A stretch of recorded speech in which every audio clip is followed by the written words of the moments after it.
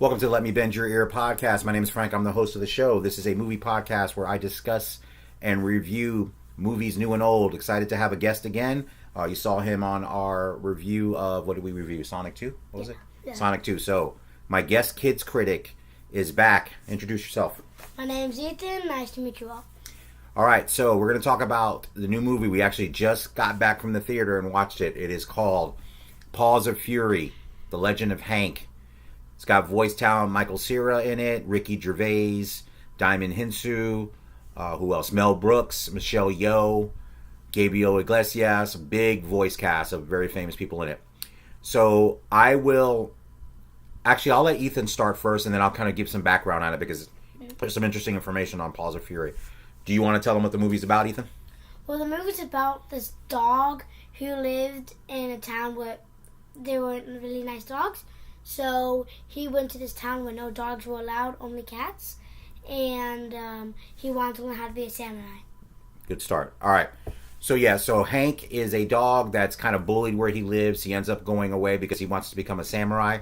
He ends up meeting a former samurai, voiced by Samuel L. Jackson, who it turns out was a samurai that saved him from bullies in his neighborhood. So Ricky Gervais is the evil cat because this is a village or a world of cats, and he is trying to get rid of this little town so he can make his kingdom perfect before the Shogun comes in. The Shogun is voiced by the great Mel Brooks. Now, quick aside regarding the movie, I was reading about it, but then I saw it today. For the adults out there, if you're a fan of Blazing Saddles, the Mel Brooks film, this screenplay is based on Blazing Saddles. So there's a lot of references to the movie, and actually there's story credits to the original screenwriters of Blazing Saddles. So just an aside, there's a lot of visual cues, and there are some things that they take directly from Blazing Saddles for this kid's story. So anyway, Hank meets the samurai, and he goes through the training to try to protect the town. Ricky Gervais appoints Hank to be the samurai because, of course, he has no idea how to be a samurai, and he wants to wipe this town out. So that's the basic story of the movie. I'm going to have Ethan talk about what we're going to do usually in the podcast, Ethan, what I do and what we did last time. Why don't you tell everybody out there, what did you like about the movie? What was good about it? What I liked about the movie, well, not a lot of people might agree with this, but I liked Hank's attitude on becoming a samurai. Okay, what about his attitude did you like? Why did you like it?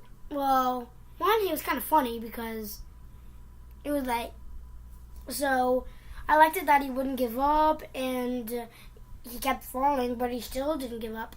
He kept getting up.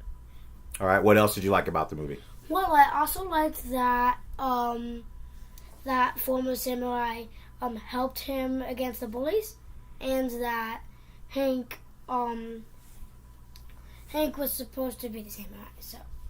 All right. So yeah, I liked, like I said, the voice talent was good. There were some funny moments. So the thing about an animated movie is it funny for kids and for adults? For kids, it's definitely targeted for kids. It's good. There were some things that I found amusing about the movie. I love Ricky Gervais, the comedian, who is the bad guy here. He's fantastic. His stuff's funny. I'm sure he threw in jokes on his own. He was hilarious. So if you're a fan of Ricky Gervais, his voice work here is really, really good. Samuel L. Jackson is always funny, regardless of what he does. So he's fantastic as well. So, like I said, the voice talent was really good. I mean, the animation is great. I mean, most animated films nowadays are pretty, with the computer animation. The animation's always good, high quality. Some things look very realistic, kind of that style of animation. And again, there were some inside jokes. And, well, actually, before I get started, what didn't you like about the movie? Is there anything you didn't like, Ethan?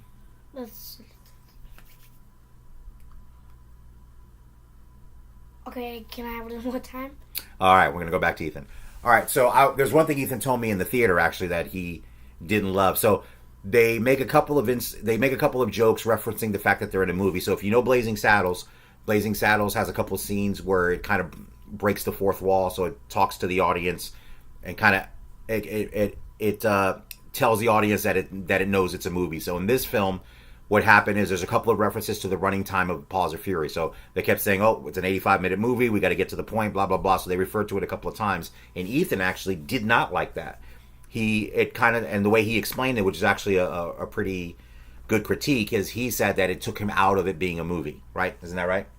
Mm-hmm. So yeah, he didn't like the fact that they pointed out. Some people think that's funny. I thought it was amusing, but Ethan didn't like it because it took him out of the movie itself.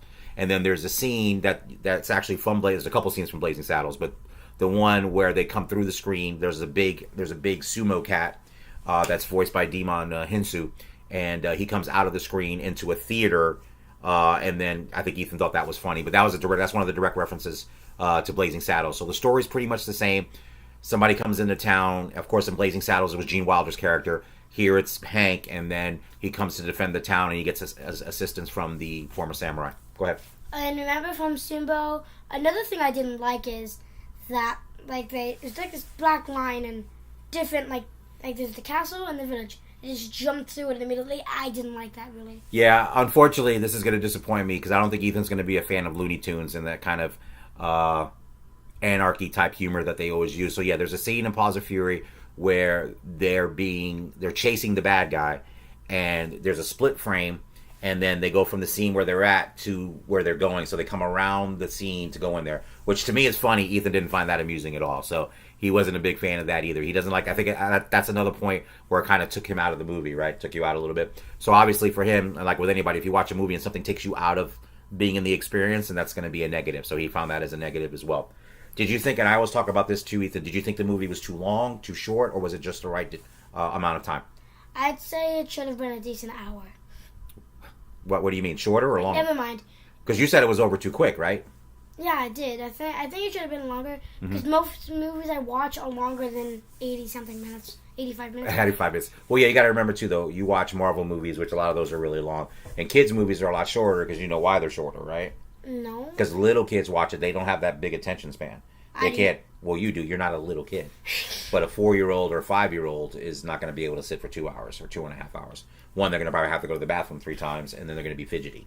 For a surprise, I didn't have to go to the bathroom at all, though I drank a large icy. You did good, actually. Yeah, you didn't have to go to the bathroom. Mom trained me somehow. Basically, she just potty trained your 8-year-old. Oh, very good. Okay. All right. So, what I didn't like about the movie, I'm trying to think of anything I didn't like. I can't really think of anything specifically that I didn't like. I mean, I guess it's far, we'll get to our review in a moment, but it's basically, it's a standard kids movie. I thought there were some parts of it that made me laugh. It's not a classic movie, but there's not anything I can really point to that I thought that I didn't like. Like I said, I think it was an amusing. There were some parts that made me laugh, and like I said, when I have the frame of reference of Blazing Saddles, there's a couple of specific scenes, if you know Blazing Saddles, that are referenced in Paws of Fury that I think will make adults laugh. I think most kids aren't going to get it because they haven't seen Blazing Saddles or aren't aware of Mel Brooks' work. It was fun to have Mel Brooks be a voice in the movie, so that was kind of fun. So if you're a fan of Mel Brooks, he's in there. He does his voice. He voices the Shogun character in the movie, and he was pretty funny actually. And again, it's a harmless kids movie. It teaches it teaches good messages about teamwork and not giving up and dedication and kind of stuff like that. So it's got positive messages. And then of course there's the potty humor. There's farting humor. There's a giant toilet literally in the movie, which he was already laughing. So there's juvenile humor for kids and adults that have juvenile humor. So all of that is really good. And I think that's all we have for this movie. I think I want to squeeze in another movie because we haven't been on very long. Let's go ahead and give our Van Gogh reviews for this one. I'll let you go first, Ethan. How many out of 5 Van Goghs or 5 stars, how many do you want to give Paws of Fury? 3. 3 out of 5. I'm going to give it, I think I'm going to agree with you, Ethan. I'm going to give it 3 out of 5. It was decent. It wasn't great. It wasn't one of the best animated movies I've ever seen, but it's watchable. I think if you take your kids, they'll enjoy it. Or if you wait till it comes on streaming, that's fine as well. So yeah, I think I'm with you on 3 Van Goghs. What was the movie we watched a couple of weeks ago that we didn't review? Because you said you didn't remember. I'm going to try to bring it in. We're going to do a double review here. Have you ever reviewed Clifford? No. It was a couple of weeks ago. What did we just see a couple of weeks ago? What did we see? Minions. Minions. There we go. Okay. Bonus, everybody. Minions, The Rise of Gru. We're going to talk about that one. We were going to do a recording a couple weeks ago when we saw it, but we didn't have time. We didn't have a time, but we're going to do it now. Do you remember the story, Ethan? Sort of, yeah. Go ahead. Why don't you tell them about Minions, Rise of Gru? Well, if you've seen the first Minions, I think most of you have, Gru finds the Minions by stealing the Queen's crown, and then now it just jumps into this new movie, and in the new movie, Groot gets invited to the Vicious Six, and then the leader of the Vicious Six gets kicked out because they want the power for themselves.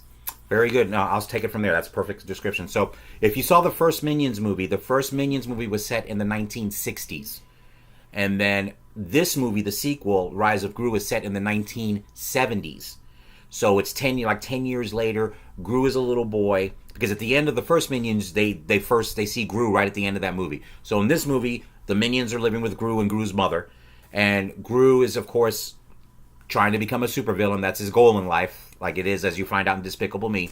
But exactly, there's a group out there called the Vicious Six. So 6 thieves, criminals that are wreaking havoc around the world. They're famous, and Gru idolizes the leader of that group. And I forgot his name, actually. I should have pulled it up. But the older gentleman in the Vicious Sixes who gets kicked out that Ethan was referring to. And then Gru gets an interview to join them. So that's the basic plot. Go ahead. And another thing, they think he's a tiny man. Yes, at first when he goes for the interview, that's a funny scene, actually. So he goes... There's a scene where he sends in his resume. He goes in for an interview. There's all these other criminals there waiting to be interviewed. So when he gets into the interview with the Vicious Six, he's talking to them. Go ahead, Ethan. And they were like, "Who invited the kid in here?" And he was like, "I thought he was a tiny man." Exactly. So I thought he was a tiny man. So the crux of the film is the leader gets kicked out. Gru ends up assisting the leader to try to get back into the group, or to get revenge because he's angry that they kicked him out. Oh, and another thing, in the first movie, it actually doesn't say he wants to be a supervillain. No, it's in the new movie, right? When he's in school and says they're asking what the goal is your life in, and he said a supervillain. Right, because it was career day, right? I actually sounded like Gru a little bit. You did sound like Gru a little bit. Go ahead, do it again. What do you want to be? Now you're all nervous. You ruined the magic. Oh, I ruined. I'm sorry. Oh, you actually didn't. Just it wasn't an on-purpose thing. Okay. So like I said, what's cool about the Minions, like I said, if you love the character Minions, you're gonna love this movie. The Minions are hilarious. They do their stuff. They wreak havoc. They mess up everything like they always do. Like I said, the first Minions had great 60s music in it. This movie has great 70s music in it, a 70s vibe, kind of the way it's set. So you get that kind of background in there as well in this movie, like you did in the first Minions movie. So Minions: The Rise of Gru. Let's talk about anything you didn't like about Minions, or did you like all of it? Let's see. What did I don't like about it? Huh.